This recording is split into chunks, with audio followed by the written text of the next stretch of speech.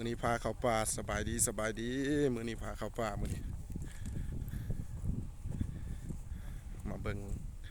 พื้นที่ที่ถูกไฟไหม้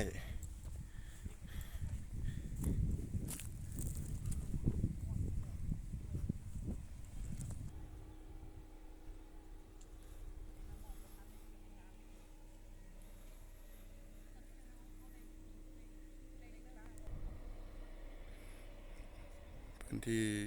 พื้นที่สวนปลูกไม้วิกของบริษัทถูกไฟไหม้เสียหายประมาณ300เฮกตาร์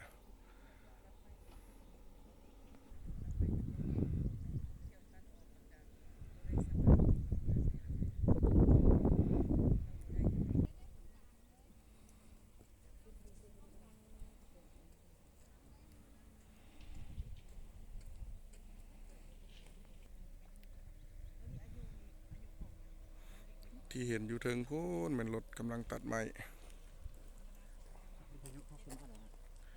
ตัดไม้ที่ว่าไม้วิกที่ว่าถูกไฟมันลามไหม้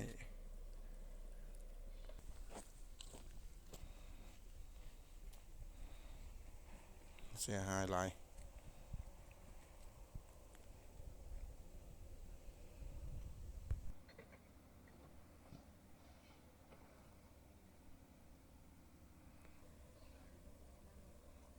ต้องได้เร่งตัดออก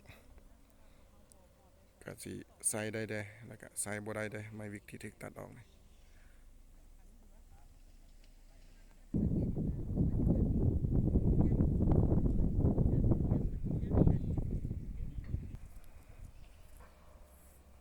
ทั้งลุ่มเป็นการบุกเบิกตัดเส้นทาง